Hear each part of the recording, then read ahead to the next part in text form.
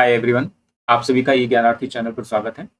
जैसा कि हमने कल स्टार्ट किया था एनसीईआरटीज़ को लेकर के एक तरीके से क्लासेस रेगुलर बेसिस पे ले चलने के लिए, तो उसी की अगली कड़ी के तौर पे हम जो है क्लास 6 के एनसीईआरटी से चैप्टर नंबर 2 लेकर के आ रहे हैं, जो सामाजिक जो विज्ञान है, यानी कि सोशल साइंस की जो बुक है उसकी एनसीईआरटी की। तो उसके दूसरे चैप्टर पे हम आज जो है डिस्कशन करेंगे।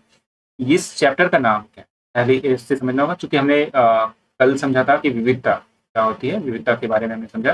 तो आज जो है हम समझेंगे कि विविधता और भेदभाव क्या है, ठीक है?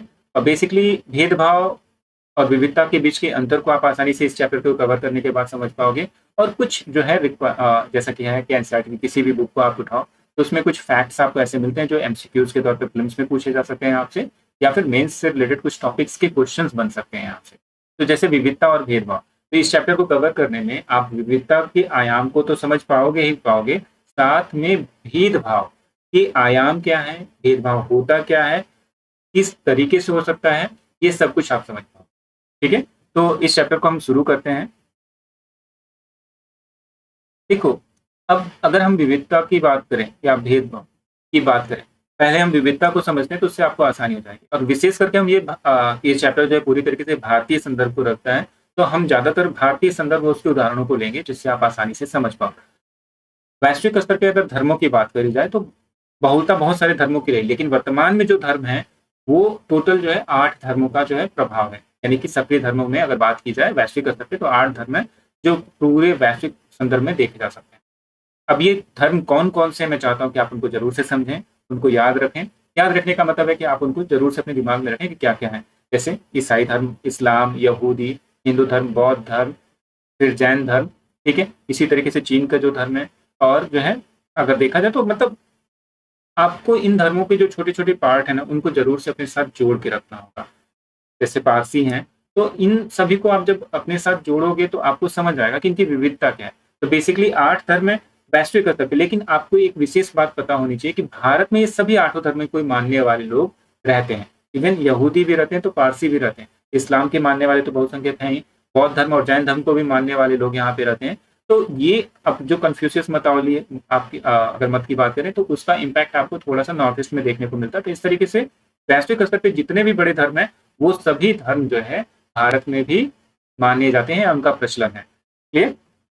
तो ये चीज़ आपको थोड़ा-सा यहाँ पे फैक्चुअल तौर पे अगर देखा जाए तो ध्यान में रखना होगा, कि संसार में मुख्य रूप से जो धर्म है वो 8 धर्म हैं, और उनको मानने वाले लोगों में जो है भारत में भी रहते हैं ये लोग। और एक और बात, कि भारत की बात करें तो यहाँ पे 1600 से ज़्यादा भाषाएँ बोली जाती हैं। ध्यान रखना, ये बोलियाँ हैं, भाषाएँ बोली जा रही हैं। ये इनमें सभी साहित्यिक नहीं है, यानी इनकी लिपि नहीं है, यह लिपिबद्ध नहीं है। तो ये थोड़ा-सा जो डिफरेंस है ये आप ज़रूर से जोड़ के रखना, कि 1600 से ज़्यादा बोलियाँ बोली जाती हैं, यानी भाषाएँ बोली जाती हैं, यानी उनके बोलने का तरीका है, लेकिन उनमें से बहुत सारी जो भाषाएँ हैं, वो लिपिबद्ध नहीं होती हैं। जैसे आप एक एग्ज़ाम्पल के तौर पे ले लो कि भोजपुरी को हम एक उदाहरण के तौर पे लेते हैं। भोजपुरी का अभी अपना साहित्य नहीं है, यानी उसकी अपनी लिपि नहीं है उस तरीके से, जिसको हम कह सकें कि वो एक भाषा के तौर पे विकसित हो चुकी है। अभी वो बोली के तौर पे है। ज़्यादातर अगर कभी आप जैसे पढ़ते हो कि मतलब बहुत सारी छोटी-छोटी भाषाओं को भी मतलब 8वीं अनुसूची में दर्जा दिया गया है, भाषाई तौर पे साहित्य उनकी भावना को या उनकी जो चीज़ें हैं उनको समझा गया है या मान्यता दी गई है। लेकिन भोजपुरी को ये माँग बहुत लंबे समय से आ रही थी, तो ये नहीं दिया गया। कारण है इसका कि ये बहुत हद तक जो है अपनी लिपिबद्धता के लिए हिंदी पे निर्भर है।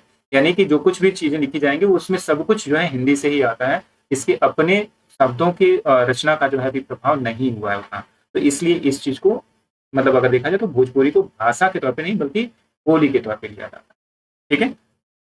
अब यहाँ पे जैसे कहा जाए कि 1600 से ज़्यादा भाषाएँ बोली जाती हैं, जो मातृभाषाएँ, जैसे कि भोजपुरी क्षेत्र पूर्वांचल में है, अवधी क्षेत्र है, अवधी लिपिबद्ध होती है, उसकी अपनी चीज़ें हैं। उसी तरीके से यहाँ पे इतनी विविधता है कि नृत्य के प्रकार की भी बात करें तो 100 से ज़्यादा डांस फॉर्म जो है भारत में प्रचलित हैं।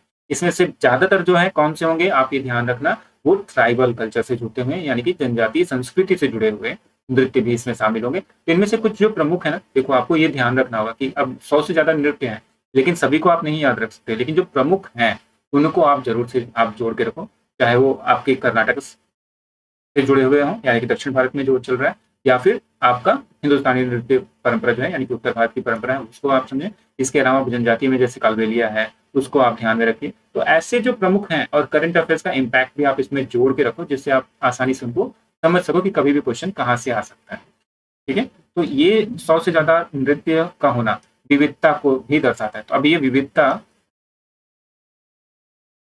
अगर विविधता की बात करें तो ये कई तरीके से हो सकती है, जैसा कि हमने कल भी इस वीडियो में, पिछली वीडियो में हमने देखा है। तो इसमें क्या चीज आपको देखने को मिलती है कि विविधता धार्मिक आधार पर भी हो सकती है।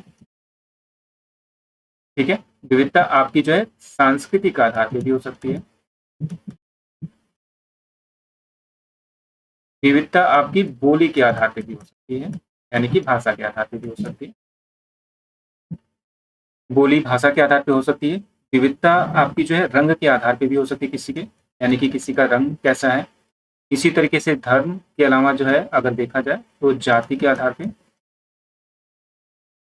ठीक है, और इसके अलावा आप जो है अगर देखोगे तो भौगोलिक क्षेत्र के आधार पे भी जो है अलग है, जैसे दक्षिण भारत के लोगों का उत्तर भारत के लोगों के साथ जो एक विविधता है। तो ये चीजें इस आधार पे हम कह सकते हैं। लेकिन क्या विविधता हमेशा जो है खुश होने का कारण दे सकती है, बनेगी नहीं। ठीक है, जब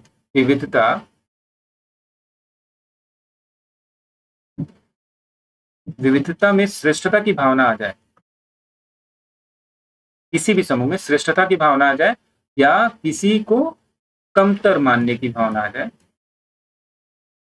ठीक है, कमतर मानने की भावना आ जाए तो वहां पे ये विविधता अब जो है आपको खुशी नहीं दे करके बल्कि दुख देना शुरू कर देगी, विशेष करके उन लोगों को दुख देना शुरू कर देगी जो कमजोर होंगे।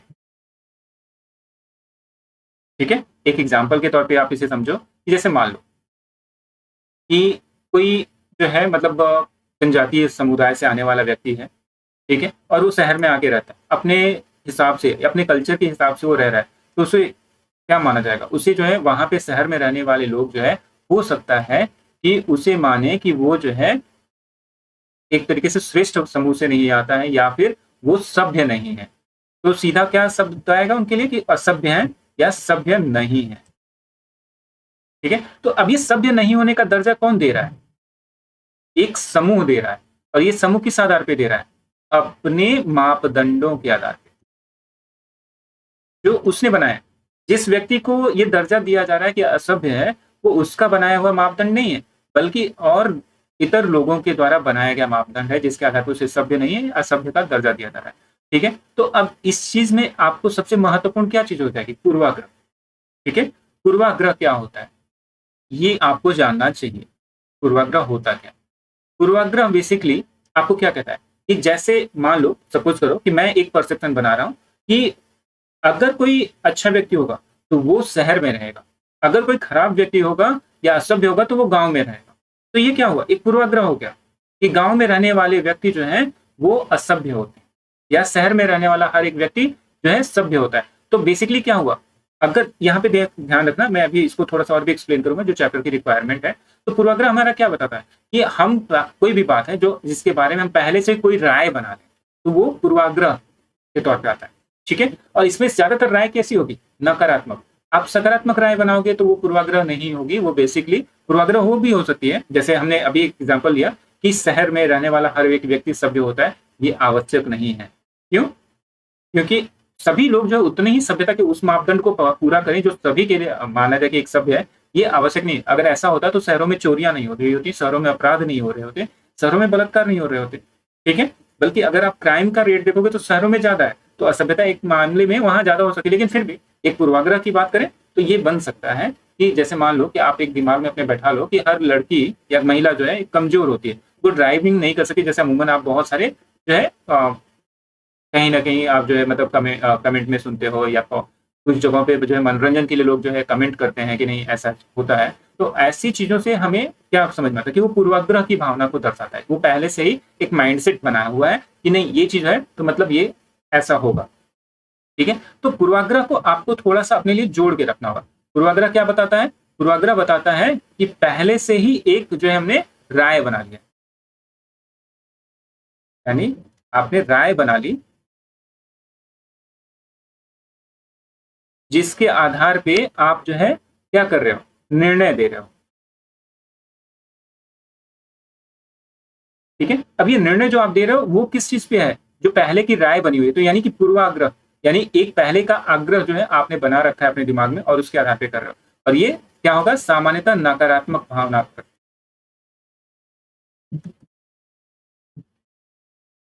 ठीक है, अब ये चीज हो गया, पूर्वाग्रह हमने देख लिया।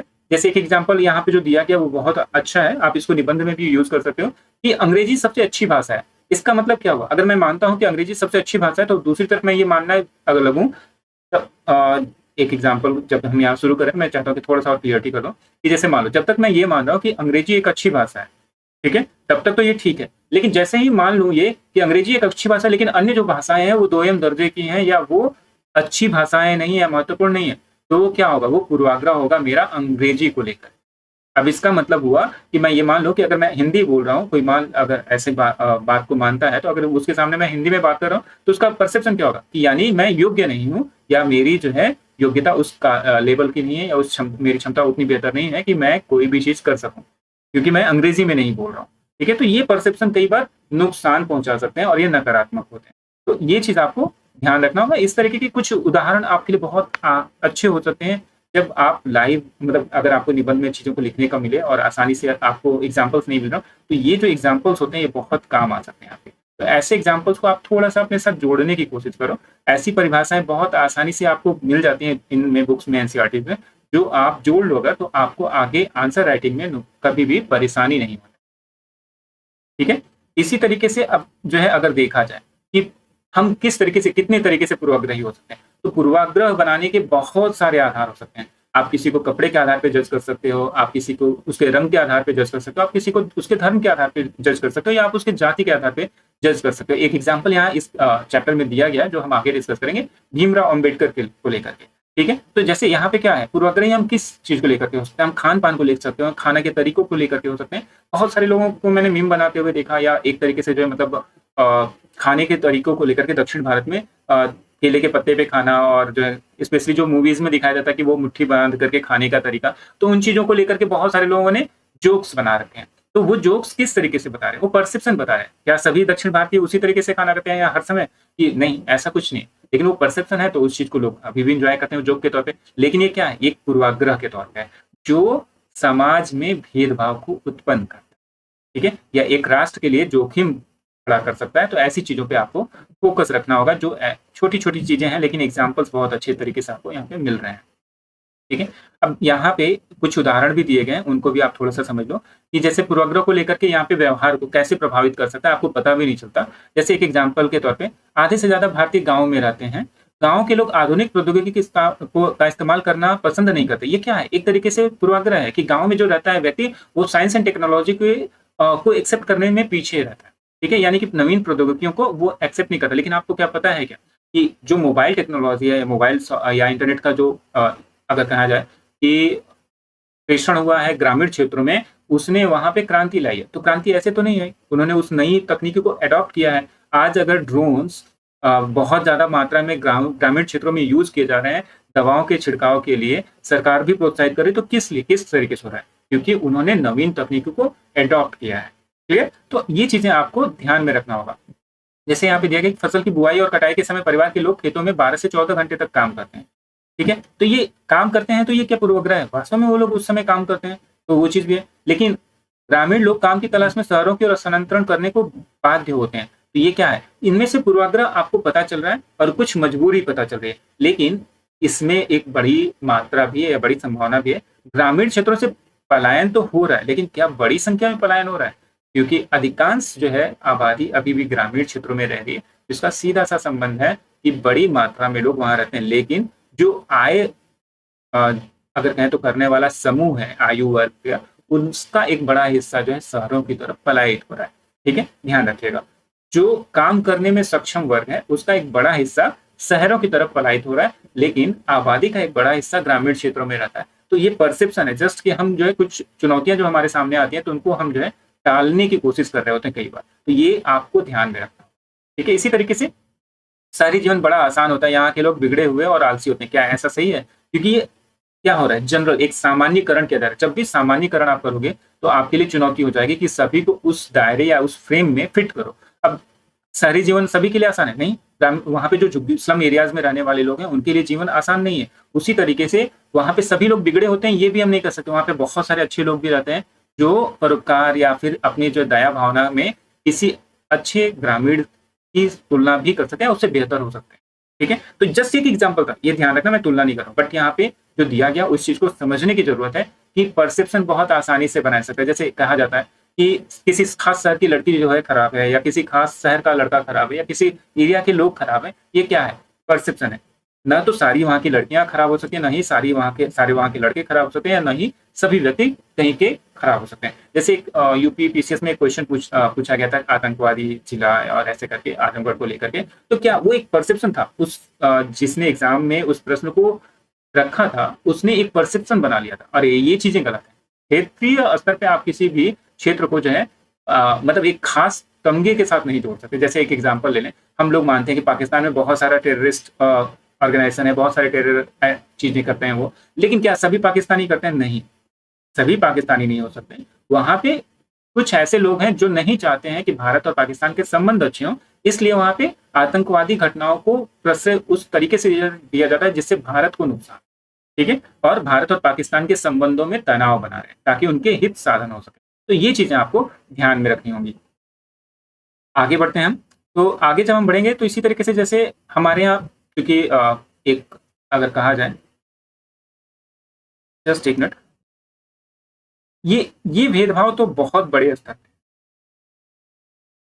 इसका कारण क्या है? इसका कारण है पितृसत्तावाद। लेकिन जैसे हम कहते हैं कि पितृसत्तावाद के कारण जो है हमारे यहाँ लड़कियों के साथ जो है भेदभाव होता है, लेकिन क्या ये वास्तव में एक ही कारण है जिसकी वजह से होता है? नहीं, इसके साथ ही साथ जो है कुछ कारण और भी हैं। जैसे महिलाओं की जो अगर कहें तो चीजें हैं महिलाओं को लेकर के, अगर कहा जाए कि उनके स्वास्थ्य की चीजें हैं, या फिर जो उनका एक जनन प्रक्रिया में उनकी भागीदारी है, या जो इस तरीके से जो है मतलब अगर कहा जाए कि बच्चों के जन्म की जो अवस्थिति होती है या उस समय की स्थिति होती है, उसमें कई सारी चुनौतियां उत्पन्न होती हैं। तो ऐसी चीजों में आपको ध्यान भी रखना होता है कि फिर उनको कुछ अलग से आपको सुविधाएं देने की जरूरत है। वो सुविधाएं नहीं मिलने से उनका जो है विकास क्रम में पीछे छूटना लाजमी हो जाता है। तो ऐसी चीजों पे हमें काम करने की जरूरत होगी। साथ ही साथ जो है पितृसत्तावाद के साथ साथ जो हमारी सामाजिक और धार्मिक परंपराएं बन गई हैं, ठीक है, उनको भी बदलाव में लाने की जरूरत है। ठीक है, इसका मतलब यानी कि सांस्कृतिक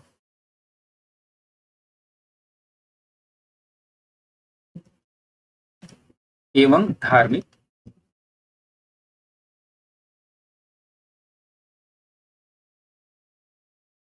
मैं यहाँ पे दर्शन रख रहा हूँ शब्द ताकि आप आसानी से समझ सको कि उसमें रिलीजन का प्रभाव जो है ज्यादा है, और साथ ही साथ आपको जो है उनको किस तरीके से रोजगार के अवसर उपलब्ध होने चाहिए, इसके लिए रोजगार, शिक्षा और अवसर जो है, हर तरीके का अवसर, रोजगार और शिक्षा का अवसर मिलना जरूरी है। तो ये केवल ये है, हम नहीं कह सकते कि पितृसत्तावादी जो अवधारणा है उसने ही जो है इस भेदभाव को जन्म दिया है। बेसिकली हमारी सामाजिक और धार्मिक जो है, अगर कहें तो सांस्कृतिक और धार्मिक जो हमारी अवधारणाएं हैं जिसमें दहेज जैसी परंपराएं भी हैं, वो भी इस चीज को बढ़ावा दे रही हैं। तो रोजगार और शिक्षा भी है जिसमें लड़कियों को अवसर कम मिलता है। इसके कई कारण हैं डेफिनेटली, जैसे कि हम समझ सकते हैं, इसमें लड़के को जो है मतलब घर का जो है बड़ा मानना पितृसत्तावाद का उदाहरण हो सकता है, या उसका उत्तराधिकारी माना जाना, और दूसरी तरफ जो है उसको मुखिया मान करके जो है सारी जिम्मेदारी दे देना। जहाँ पे अब जो है लड़का क्या होता है कि उसके ऊपर इतनी जिम्मेदारी होती है कि वो कुछ भी करे या ना करे, लेकिन उसको आय या अर्जत के तौर पे होना जरूरी है। अब आगे थोड़ा सा बढ़ते हैं इस चैप्टर में। देखो यहाँ पे अभी हमने बात किया धार्मिक आधार पे, जाति आधार पे, लिंग के आधार पे जो है विभेद होता है, लेकिन इसके अलावा भी विभेद है।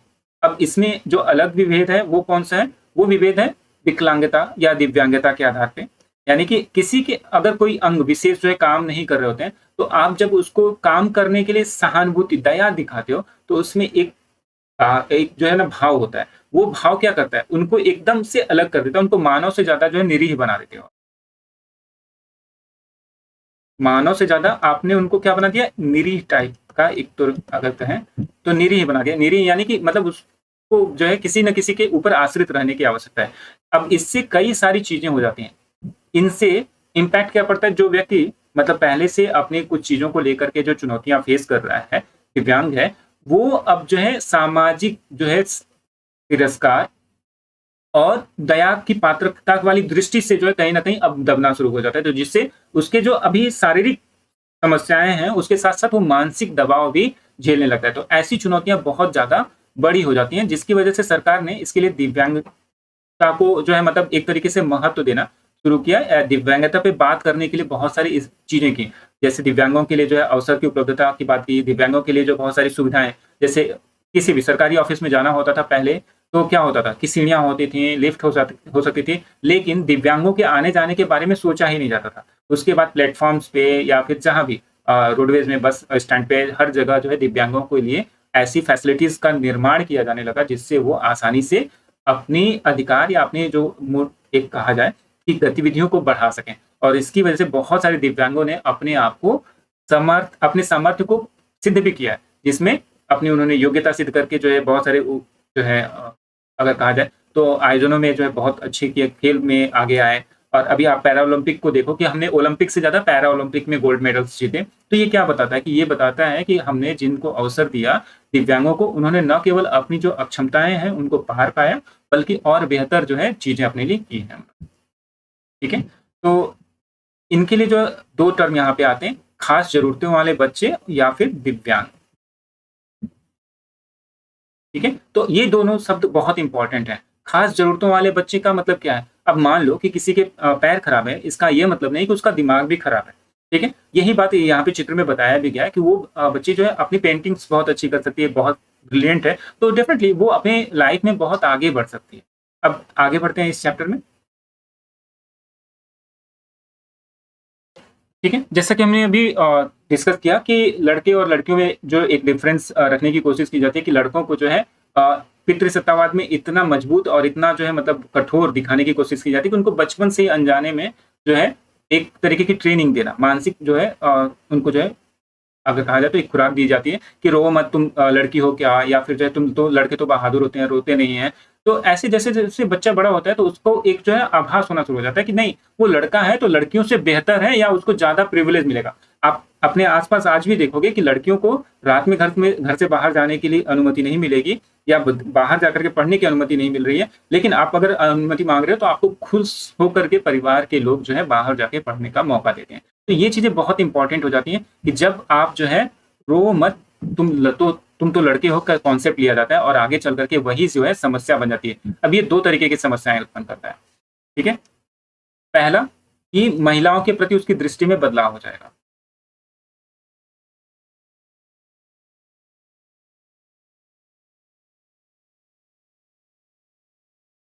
महिलाओं के प्रति दृष्टिकोण में बदलाव। दूसरा, अगर उसे कोई समस्या होगी, समस्या अगर उसे कोई है, तो उसकी समाधान वो स्वयं से ढूँढेगा। वो किसी से सहायता नहीं ले सकता। ठीक है? अब वो किसी से सहायता नहीं ले सकता, किसी को बता नहीं सकता, तो क्या होगा? मानसिक स्वास्थ्य पे असर पड़ेगा।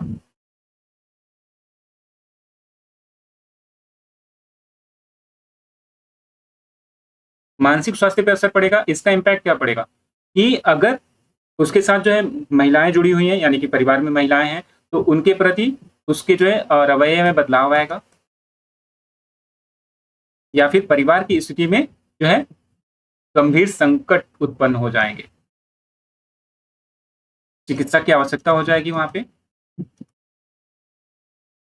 ठीक है? तो आप समझो कि केवल हम जब बता रहे होते हैं कि नहीं, तुम लड़के हो और तुम्हें जो है रोना नहीं है, तुम्हारी सारी ज़िम्मेदारी है, तो इससे कई सारी चुनौतियाँ उत्पन्न होती हैं, जिससे अनजाने ही मतलब में पूरा परिवार जो है उसको कहीं न कहीं एक गलत तरीके से दूसरे रास्ते पे ढकेल देता है, जहाँ पे वो समाधान नहीं खोज पाता। ऐसे मामलों में आप जब देखोगे तो ख़ास करके युवा जो 25 साल से 35-40 साल के बीच के युवा होते हैं, उनमें ये दबाव ज़्यादा देखने को मिलता है, क्योंकि उनको अपना कैरियर कैरियर वैसे शब्द अच्छा नहीं है, उनको जो है रोज़गार का अवसर अपने लिए जो है उपलब्ध होना चाहिए, सुनिश्चित करना पड़ता है, या फिर उनको जो भी जॉब सुनिश्चित करनी पड़ती है जिससे वो आजीविका बना सकें।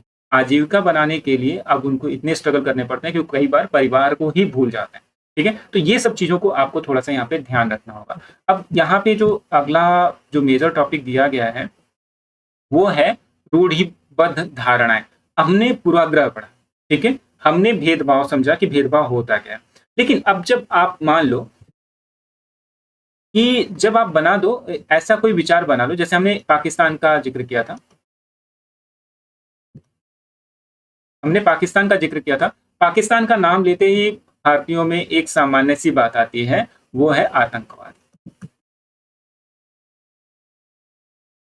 ठीक है? अब ये आतंकवादी होने का जो कॉन्सेप्ट है या छवि है, वो क्या बोल रही है? वो बोल रही है कि हम जो है सभी लोगों को, पाकिस्तान के सभी लोगों को जो है किस छवि में बाँध रहे हैं? आतंकवादी होने की। तो यानी कि अगर हमने कोई ऐसी अवधारणा या धारणा बना ली, पूर्वाग्रह बना लिया, जिसमें ये मान लिया कि सभी लोग वहाँ पे या उस तरीके के लोग जो हैं, वो सभी लोग एक खास समूह से जुड़ जाते हैं। जैसे मैंने बोला कि पाकिस्तानियों को लिए हमारे मन में क्या आता है? आतंकवादी, यानी पाकिस्तान के सारे लोग आतंकवादी हैं, तो ये धारणा क्या होगी? रूढ़िबद्ध धारणा होगी। यानी एक पक्की धारणा है कि इसमें कोई बदलाव अब हम नहीं कर सकते हैं। ठीक है? ये तब बदलाव तभी हो सकता है जब आप प्रत्यक्ष रूप से जा करके वहाँ पे मिलो और बहुत सारे लोग आपको हेल्प करना शुरू करें, तो आपकी धारणा में बदलाव होगा। ठीक है? क्या मतलब अगर इसको आप बहुत आसानी से समझ सकते हो कि 1947 से पहले क्या पाकिस्तान के वही लोग आतंकवादी कहे जाते? या अगर भारत में वो हिस्सा रहता तो आतंकवादी कहे जाते? नहीं कहे जाते। ठीक है? क्या भारत के सभी मुसलमानों को आप आतंकवादी मान सकते हो? नहीं मान सकते हो, क्योंकि आपका परसेप्शन इसलिए नहीं बना वो, क्योंकि आप जो है ज़्यादातर लोगों को जानते हो। अपने आस-पास के लोगों से जब आप उदाहरण लेते हो, तो आपको ये विश्वास होता है कि नहीं, वो बेहतर इंसान हैं। ठीक है? उसी तरीके से पाकिस्तान के लोगों के लिए भी है कि हम भारतीय जो हैं, कहीं न कहीं दुश्मन के तौर पे या उनको जो है नुकसान पहुँचाने के लिए हमेशा तत्पर रहते हैं। क्या भारतीयों में ये आम अवधारणा है कि नहीं, पाकिस्तान को नुकसान पहुँचाना या पाकिस्तानी को नुकसान पहुँचाना? नहीं, अपने काम से काम मतलब रखते हैं हम सभी। तो ये चीज़ें जब आप रूढ़िबद्ध धारणाओं के तौर पे जाते हो, तो एक चुनौती आप खड़ी करते हो कि आप समूह के लिए बहुत सामान्यीकृत कर देने वाले नकारात्मक जो है आप आग्रह बना लेते हो और उनसे आप जो है बाहर नहीं निकलते हो। तो रूढ़िबद्ध धारणाएँ एक तरीके से बड़े स्तर पे बनती हैं और इनमें क्या होता है कि आप पक्की धारणा का जो है पालन करते हैं। इसी तरीके से जैसे आप देख सकते हो कि मतलब इस्लाम को मानने वाले लोगों को लेकर के भी एक इस्लामोफोबिया का कॉन्सेप्ट है। इसी तरीके से हिंदुइज़्म को लेकर के भी है, हिंदूफोबिया टर्म यूज़ हो रहा है। ये फोबिया क्यों है? बेसिकली रूढ़िबद्ध धारणाएँ बनाई जा रही हैं, जिससे समाज में विभाजन बढ़ रहा है, बल्कि जबकि ऐसा कुछ है नहीं। अगर आप देखो तो 99% से ज़्यादा लोग जो है अपने आजीविका, अपने विकास को लेकर के ही जो है ज़्यादा फ़ोकस कर रहे हैं। कुछ 1-2% से भी कम लोग हैं वो जो इस तरीके की चुनौतियाँ या समस्याएँ उत्पन्न कर रहे हैं। लेकिन उसके आधार पे दोनों समाजों में एक तरीके का गैप क्रिएट कर दिया जाता है कि नहीं, ऐसा नहीं है। तो ये चीज़ें आपको थोड़ा-सा ध्यान में रखने की ज़रूरत है। ठीक है? अब जैसे फॉर एग्ज़ाम्पल कहा जाता है, चंबल के लोगों को लेकर के कहा जाता है कि चंबल के लोग जो है डकैत होते हैं, या फिर इसी तरीके से आजमगढ़ के लोगों के लिए जो मैंने अभी थोड़ी देर पहले बोला कि वैसा टर्म यूज़ किया गया। तो ऐसी घटनाएँ होने पे आप जो है रूढ़िबद्ध धारणाओं की बात समझोगे।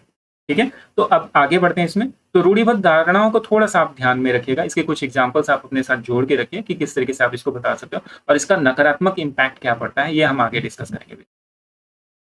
ठीक है?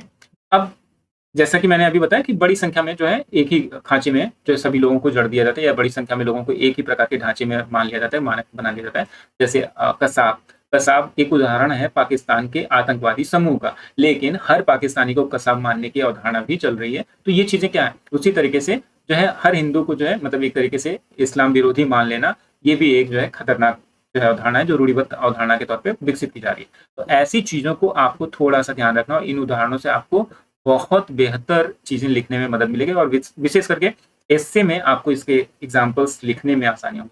दूसरी चीज़ है, जब आपसे क्वेश्चन्स पूछे जाते हैं इंटरव्यू में, तो आप रूढ़िबद्ध धारणा को लेकर के, पूर्वाग्रह को लेकर के अगर आप क्लियर हो, तो ये चैप्टर्स यहीं पे मिलेंगे, आपको आगे कहीं नहीं मिलने जा रहा है। 11th-12th में इन पे डिस्कशन नहीं होता, इस तरीके की बारीक अंडरस्टैंडिंग बनाने का मौका नहीं मिलेगा आपको। ठीक है? अब आगे बढ़ते हैं। तो हम जो है अब यहाँ पे असमानता एवं भेदभाव। देखो, असमानता क्या होती है और भेदभाव क्या होता है? असमानता बेसिकली जो है अगर आप देखोगे तो किस चीज़ को दिखाएगी? विविधता को। हमने अंतर की बात की थी, ठीक है? हमने अंतर की बात की थी, अंतर क्या है? असमानता। जैसे मान लो कि मैं नॉर्थ इंडिया में रहता हूँ, तो मेरा एक कलर अपना है शेड है, लेकिन कोई दक्षिण भारत में रहता है तो उसका एक अपना कलर शेड है। उसकी जलवायु के आधार पे। लेकिन अगर मैं ये मान लूँ कि नहीं मेरा रंग गोरा है, मान लिया जाए कि मेरा रंग गोरा है, वैसे मुझे पता नहीं, तो अगर मान लीजिए कि कोई सांवला है, तो सांवले कलर वाला मुझसे जो है 2m दर्जे का है, ये केवल इस आधार पे मैंने मान लिया कि वो जो है कलर मेरा फेयर है। तो क्या होगा? इसका कोई तार्किक आधार नहीं है, कोई वैज्ञानिक आधार नहीं है कि गोरे रंग वाले लोग जो है ज़्यादा बुद्धिमान होंगे, ज़्यादा बलशाली होंगे। जो अंग्रेज़ों ने व्हाइट, अगर कहें तो व्हाइट मैन रिस्पॉन्सिबिलिटी का कॉन्सेप्ट लिया था। तो ये चीज़ें क्या होंगी? ये बेसिकली असमानता को तब तक दिखाएँगी जब तक कि अंतर को जो है बस माना जाए कि हाँ, ये अंतर है। ठीक है? यानी आप रंग के आधार पे अंतर कर सकते हो समाज में, मतलब समूह में, आप जातीय समूहों को बाँट सकते हो।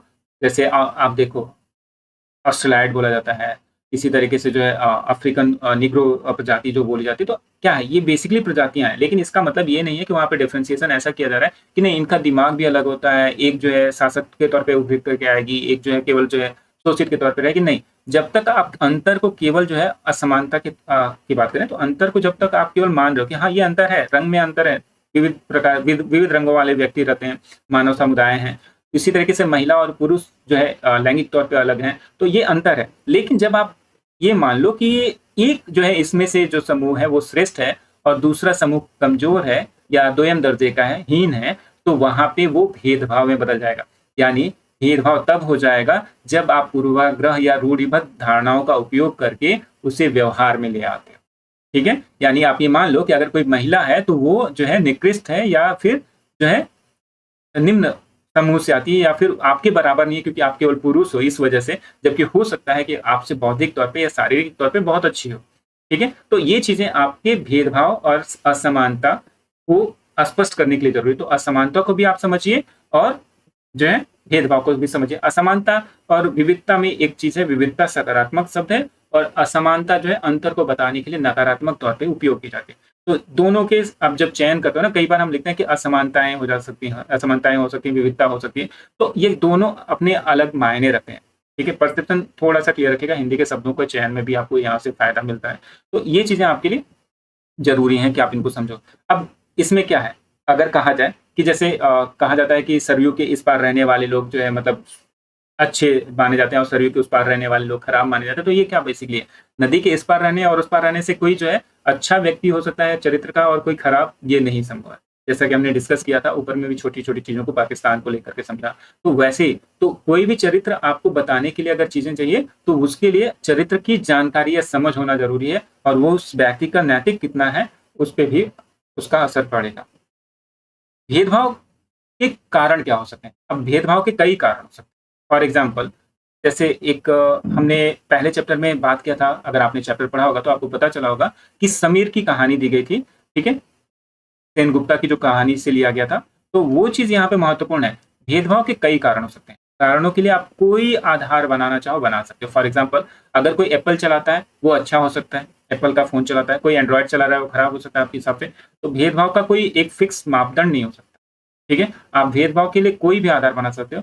जैसे यूपीएससी में जिनका सिलेक्शन हो जाए वो बहुत ब्रिलियंट हैं और जिनका सिलेक्शन नहीं हो वो ब्रिलियंट नहीं हो सकता है। प्रशासनिक मामले में आप उनसे ज़्यादा योग्य हो, आपने एग्ज़ाम क्लियर नहीं किया।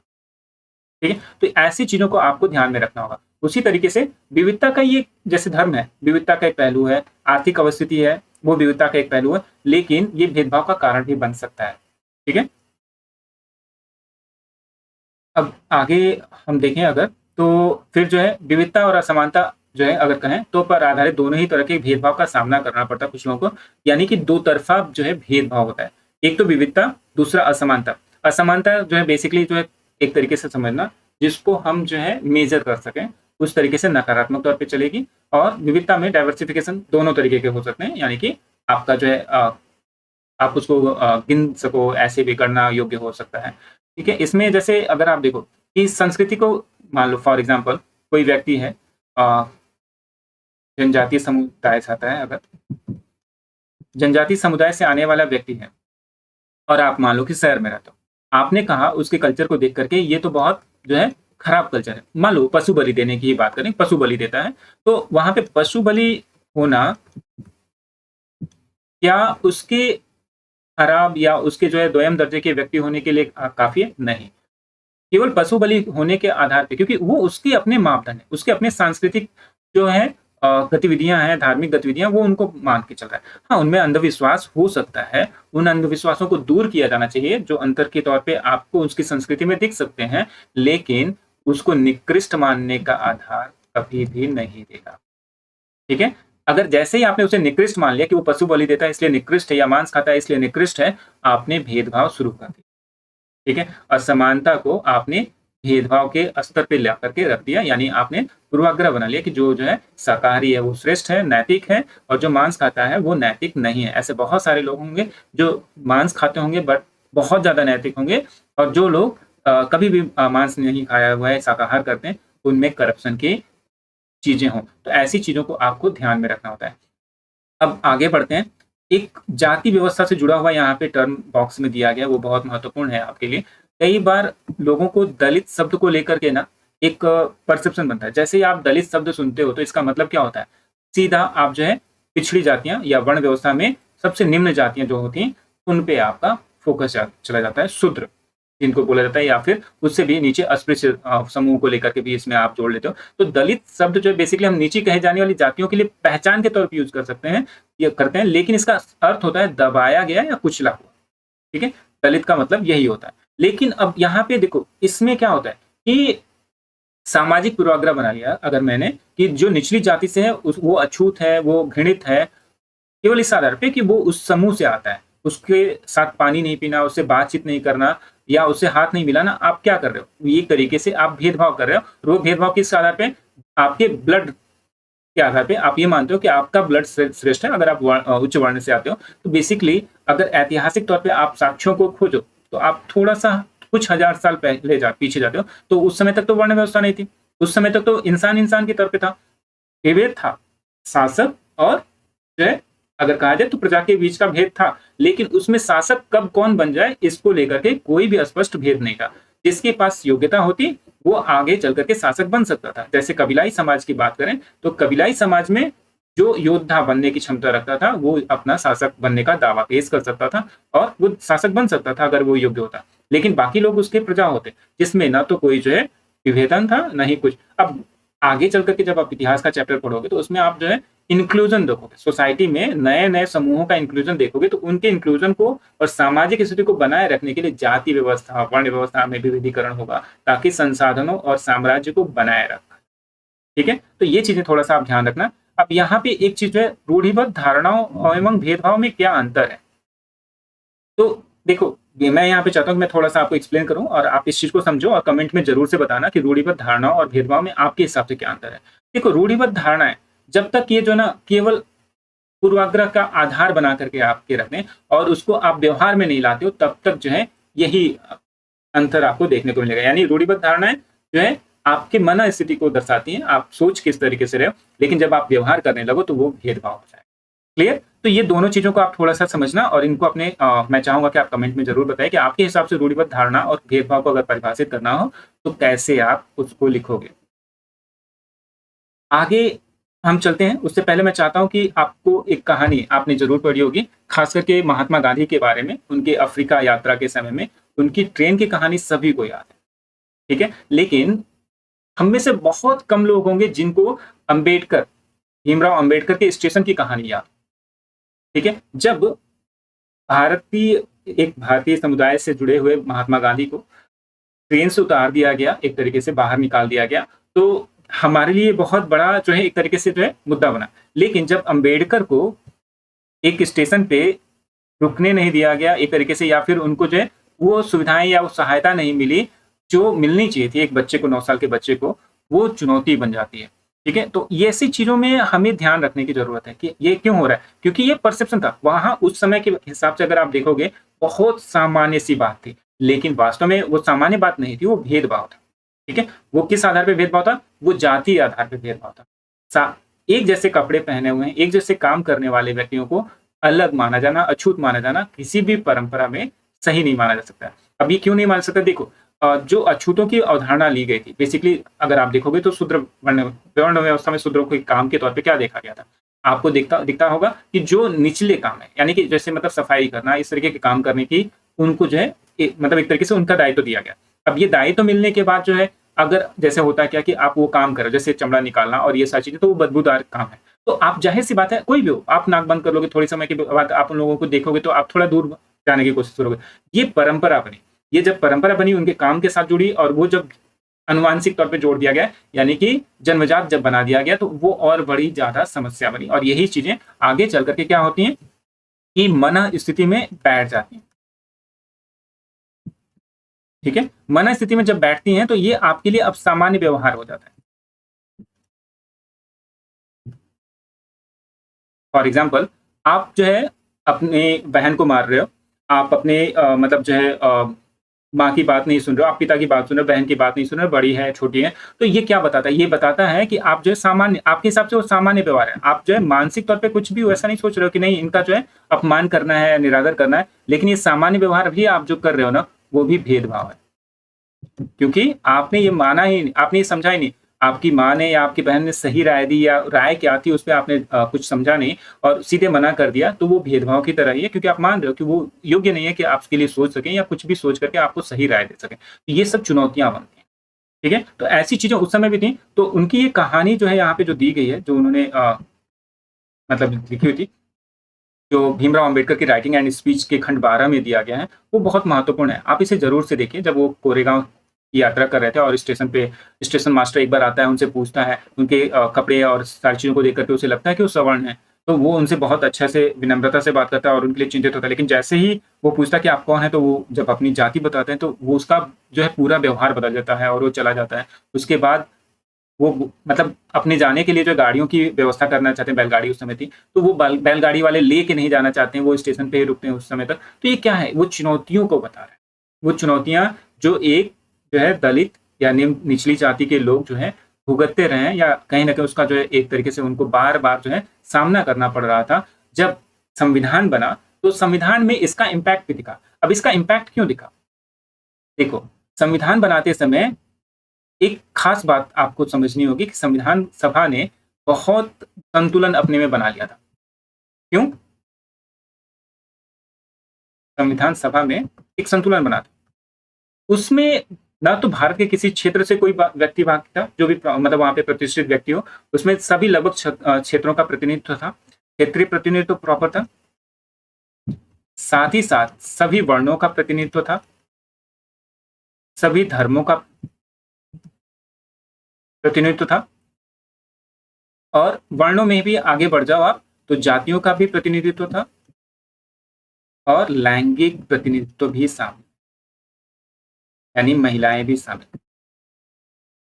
ठीक है, महिलाएं भी उसमें शामिल हैं। तो इसकी वजह से एक इम्पैक्ट पड़ा कि जब वहां पे शोषक और शोषित दोनों शामिल हैं, तो उस संविधान सभा ने एक संतुलन बनाया और संविधान में मौलिक अधिकारों के अंदर व्यवस्था की, समानता के आधार की, अधिकार की, स्वतंत्रता की, न्याय की व्यवस्था की, ठीक है, और बंधुत्व की अवधारणा को भी रखा। लेकिन देखो, केवल यहीं पे नहीं रुकी हमारी संविधान सभा। संविधान सभा ने सारे आदर्शों को एकदम आदर्श में रखा, लेकिन व्यवहारिक जो आवश्यकताएं थी उनको भी बना के रखा अपवादों के रूप में। इन अपवादों ने आरक्षण की व्यवस्था दी,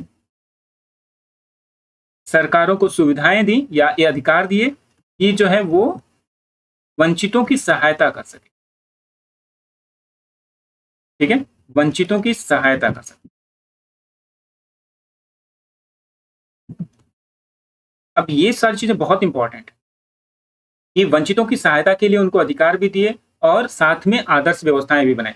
इन्हीं व्यवस्थाओं ने जो है भारत में जो जाति व्यवस्था थी, लैंगिक असमानता जो थी,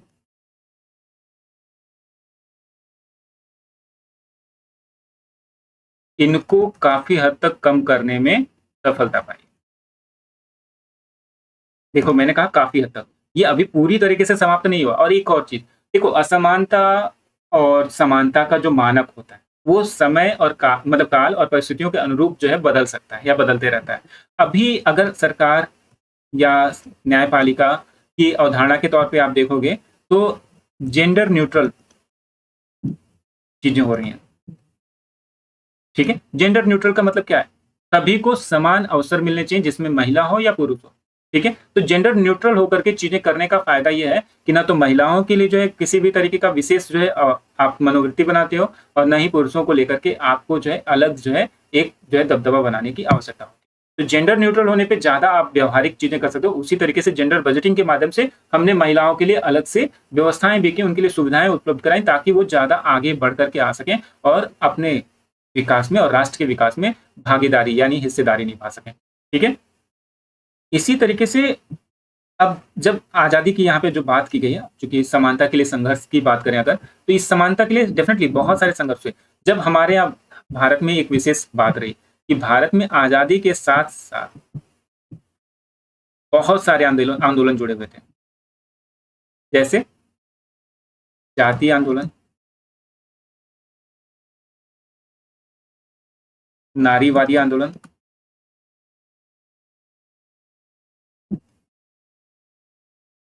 श्रमिक आंदोलन, किसान आंदोलन, कुछ मैं ले रहा हूं, जनजातीय आंदोलन भी हैं, आप उनको भी आप समझोगे। ठीक है, तो ऐसी कुछ प्रमुख हम उदाहरण ले रहे हैं, इसके अलावा भी बहुत सारे आपको जो है देखने को मिलेंगे। तो जातीय आंदोलन ने क्या किया, यानी वर्ण व्यवस्था पे चोट कर दी। ठीक है, इसमें सभी ने भागीदारी की, गांधी जी ने भागीदारी की, अंबेडकर ने भागीदारी की, और नेहरू ने भी इसमें बहुत योगदान किया। उसी तरीके से नारीवादी आंदोलनों में महिलाओं ने सक्रिय रूप तौर पे भागीदारी की, गांधी जी ने भी इसमें बहुत योगदान दिया। इसके साथ ही अंबेडकर जी ने भी बहुत योगदान दिया। अंबेडकर का भी कहना था कि दलितों की तरह है नारियां।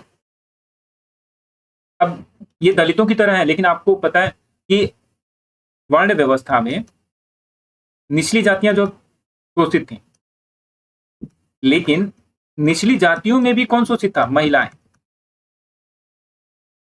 ये चीजें बहुत इंपॉर्टेंट हो जाती हैं। जब महिलाएं निचली जातियों में शोषित हैं, तो इसका मतलब है कि चुनौतियां और बढ़ रही थी महिलाओं के लिए, तो इनके लिए भी व्यवस्थाएं करने की आवश्यकता थी।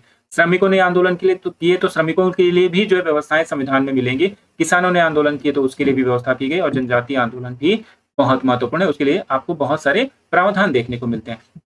तो ये चीजें आपके लिए बहुत सारी चीजों पे फोकस करने को मदद करेंगी। तो ऐसी चीजों को आपको समझना होगी, जैसे महिलाओं ने शिक्षा के अधिकार की मांग की, अवसर की समानता की मांग की, तो ये चीजें आपको आगे देखने को मिली। उसी तरीके से किसानों ने क्या मांग किया, और दलितों ने कि जमींदारों से शोषित होने से बचें, उनसे मुक्ति मिले। संविधान में लिखने वाले लोग इस बात से अवगत थे। क्यों अवगत थे? कि इसमें शोषक और शोषित दोनों साथ।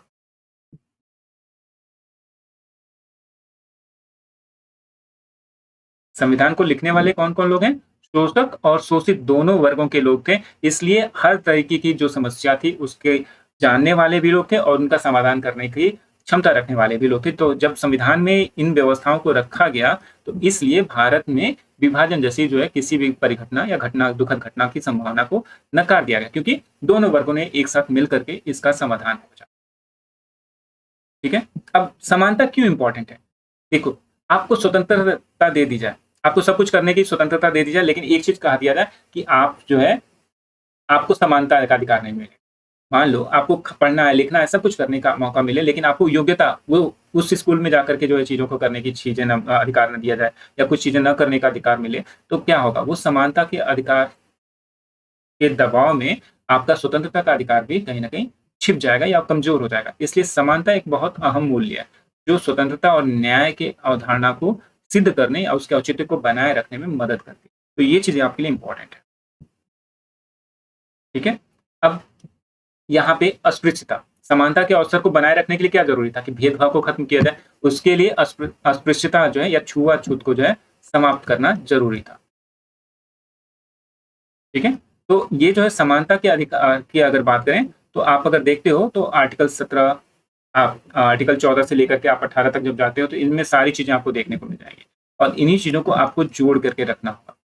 ठीक है, तो संविधान ने इन सारी व्यवस्थाओं को अपने साथ जोड़ा और उनको बना के रखा। अब यहाँ पे जो सबसे महत्वपूर्ण चीज है, भारतीय संविधान किस चीज की वकालत करता है?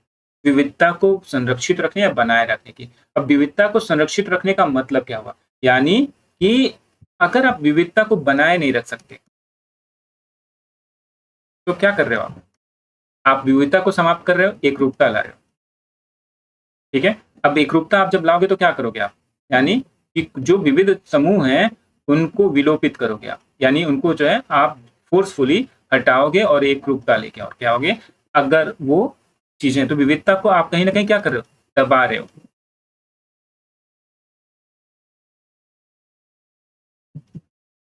ठीक है? एकरूपता लाने के लिए आपको विविधता को समाप्त करने की ज़रूरत पड़ेगी। विविधता की जितनी आप जो है मतलब अगर उसको रिस्पेक्ट दोगे या उसकी इज़्ज़त करोगे तो उतना ही मूल्यवान माना जाता है और समानता सुनिश्चित करने के लिए। समानता तभी सुनिश्चित होगी जब 2 विविध समुदायों या 3 विविध समुदायों के लोगों को बराबर के अधिकार मिलें।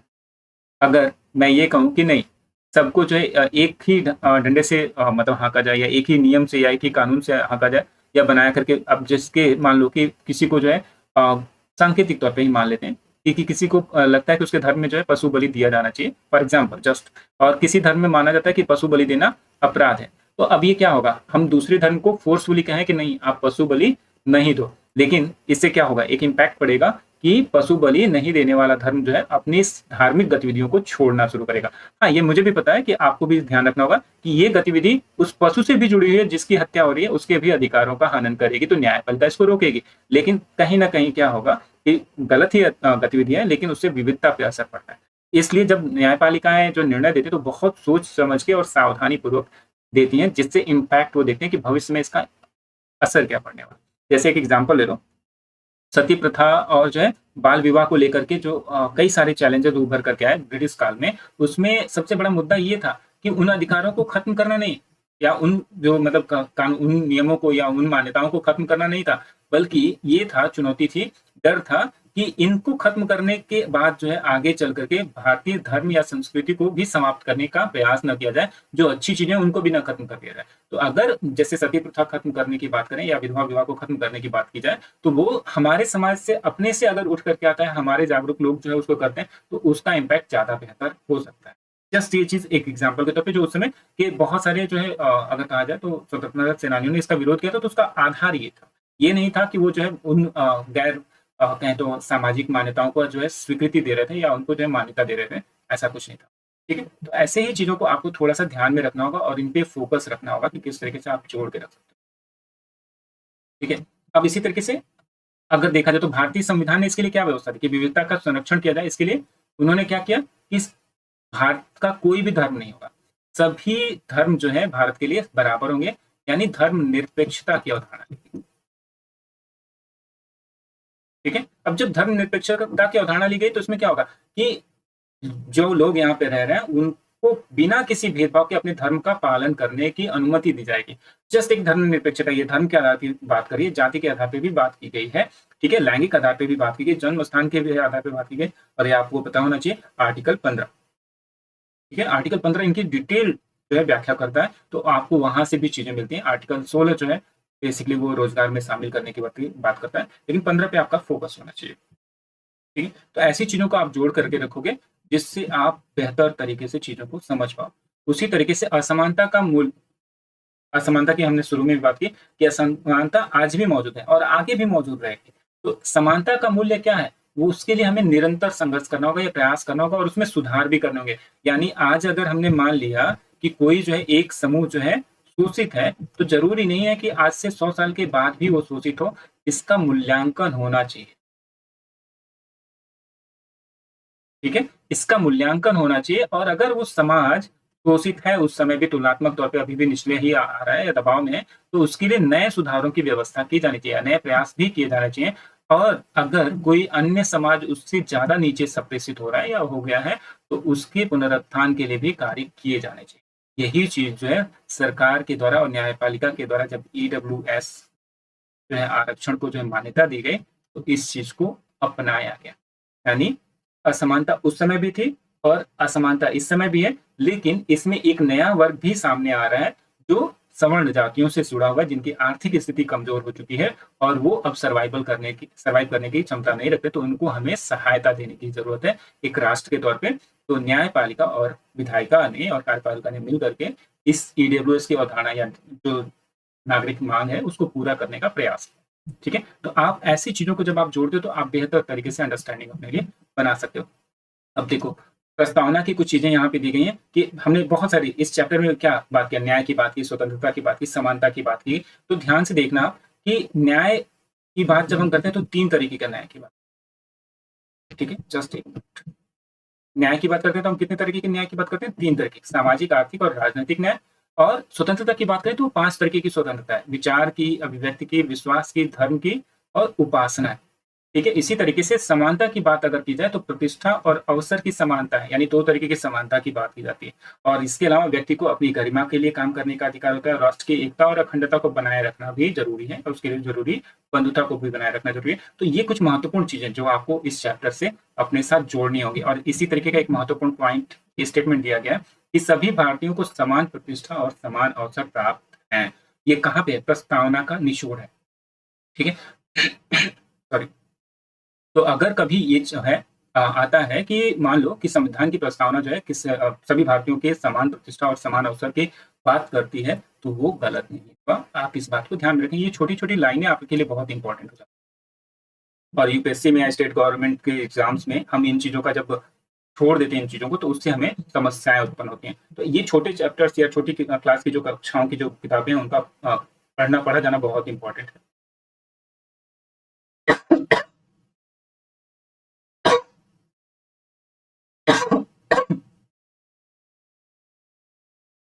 अब हम आते हैं, चैप्टर खत्म हो चुका है और चैप्टर में कुछ दिए गए प्रश्न हैं, जिनमें से मुझे लगता है कि एक प्रश्न आप लोगों को ज़रूर से लिखना चाहिए कि भारत का संविधान समानता के बारे में क्या कहता है? आपको यहाँ यह क्यों लगता है कि सभी लोगों में समानता होना ज़रूरी है?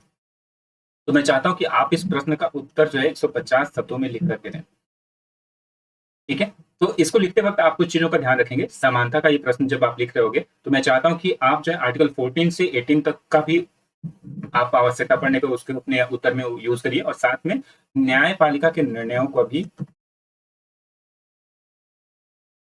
आप यहाँ पे उपयोग करिए, न्यायपालिका के निर्णयों का,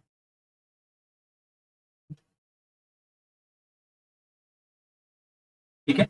और आपको ये वीडियो कैसी लग रही है, डेफिनेटली ये भी मुझे बताइए, आप कमेंट्स में बताइए। और जितना ज़्यादा से ज़्यादा हो सके दूसरे लोगों के साथ जो सीरियस होकर के तैयारी कर रहे हैं, उनको आप ये शेयर करिए, ताकि वो जो है 2025 के एग्ज़ाम या 2024 का जो मेंस होगा यूपी पीसीएस का, या यूपी पीसीएस के बेसिक अंडरस्टैंडिंग के लिए भी आप चीज़ें बेहतर कर सकें, ठीक है? तो धन्यवाद। और